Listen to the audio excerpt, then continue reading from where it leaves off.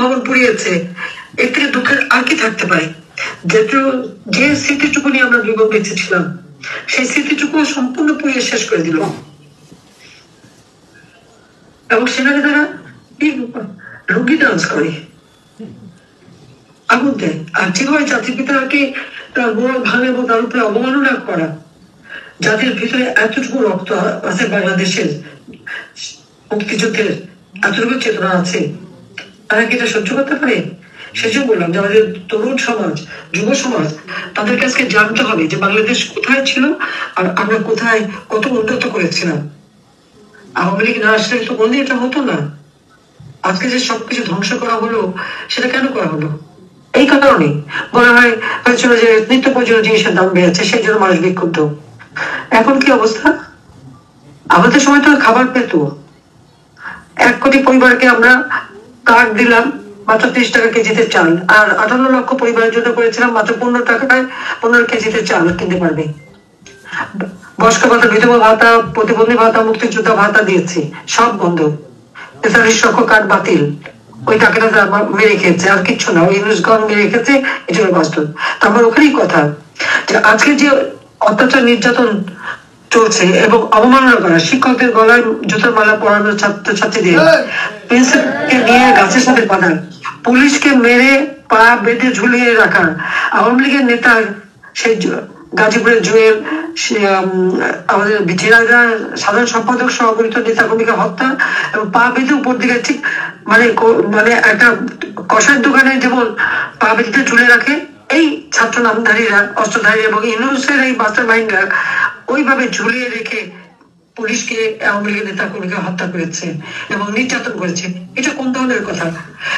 একটা অন্তঃসত্ত্বা police constable মাপ চেয়েছে, ভাই আমাকে মাপ করেন, আমার পেটে বাচ্চা, আমাকে মাপ দেন, তাকে পিটিয়ে পিটিয়ে মেরেছে। পিটিয়ে মারো, গত কয়েকদিন আগে মারলো। তারপর হিন্দু, বৌদ্ধ, খ্রিস্টান কাউকে তো বাদ দেয়নি।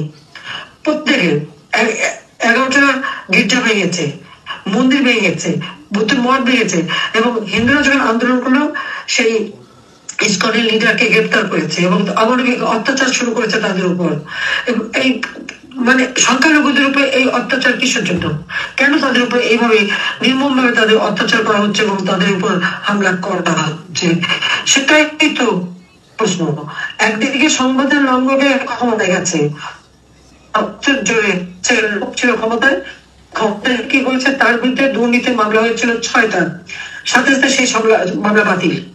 666 কোটি টাকা তার কাছে ট্যাক্স, আর কি কোনো সম্পত্তি নেই, এত ট্যাক্স আর সেই ট্যাক্স সে দেবে না, সেটাও মানে বাতিল করে দেওয়া হবে।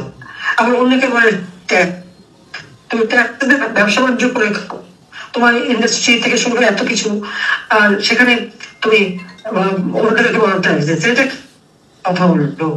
আজকে একটা মানুষকে অপমান করতে করতে এমন জায়গায় সংসদ ভবন যেমন আক্রমণ, সেই সাথে সাথে প্রধান বিচারপতি লাঠির সোটা নিয়ে তার বাড়ি আক্রমণ এবং হাইকোর্টে আক্রমণ। বিএনপি জামাত যা ছিল তারা এই কথা ভুলে যায় কেন?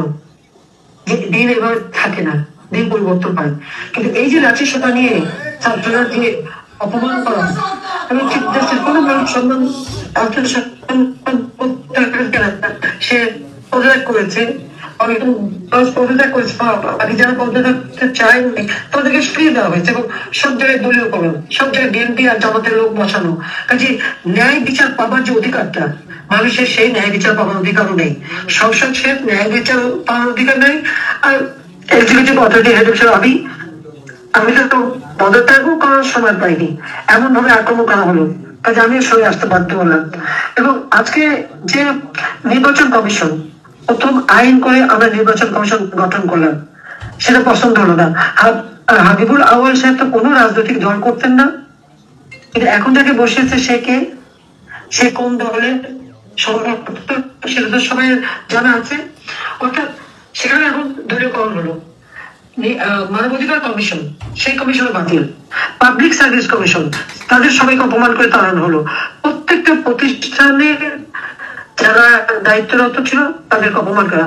সচিবরা, তারা তো চাকরি করে, যে সরকারে থাকে সরকারি হুকুম মানে, তাদেরকে অপরাধ। তাদের হাতে হ্যান্ডকাপ দেওয়া। আওয়ামী লীগ নেতা ৮০ বছর বয়স, সাবেক মন্ত্রী, এমপি, তাদের হাতে হ্যান্ডকাপ দেওয়া। এবং শুধু তাই নেই, এটাকে যখন কোর্টে নেয় তখন তার উপরে মারি। এমন ক্যান্সার ডিপার্টমেন্টের হাসপাতালে চিকিৎসা করতে গেছে, ওই হাসপাতালের যেটা চিকিৎসা হতো, ওই আন্দোলনকারী তার উপর হামলা করে। হামলা করে কেন? আমি এই যারা হামলাকারীরা জিজ্ঞেস করি, তোমাদের গুলিটা কে দেখছে? তো ওই মাস্টার মাইন্ড, ওই মেটিকুলাসলি ডিজাইনের অংশ হিসেবেই তাদেরকে গুলি করা হয়েছে। এটা উপলব্ধি করতে হবে। আজ হোক কাল হোক, একদিন নিশ্চয়ই বলবে হবে। আসলে একদিন নিশ্চয়ই এই সমস্ত কিছু জনগণের সামনে আসবে। আজকে চাকরি বাকরি সব বন্ধ, নিয়ম বন্ধ, কোন নিয়ম ছাড়াই ৮০,০০০ লোকের চাকরিতে ঢুকিয়েছে। আর ওদিকে আসিফ বছর ২৬ লক্ষ ইন্ডিয়ানকে চাকরি দিয়েছি। এখন ক্ষমতা আছে ২৬ লক্ষকে চাকরি থেকে বের করা লাগে না এখন পর্যন্ত। ধোকাবাজি দিয়ে মানুষকে বিভ্রান্ত কেন করলো সে? আয়না ঘর কোথায়? আয়না ঘর এখন তো আয়না ঘর, এখন গোটা বাংলাদেশে আয়না ঘর হয়ে গেছে। গ্রাম পর্যায়ে পর্যন্ত আমাদের নেতা কর্মীরা এবং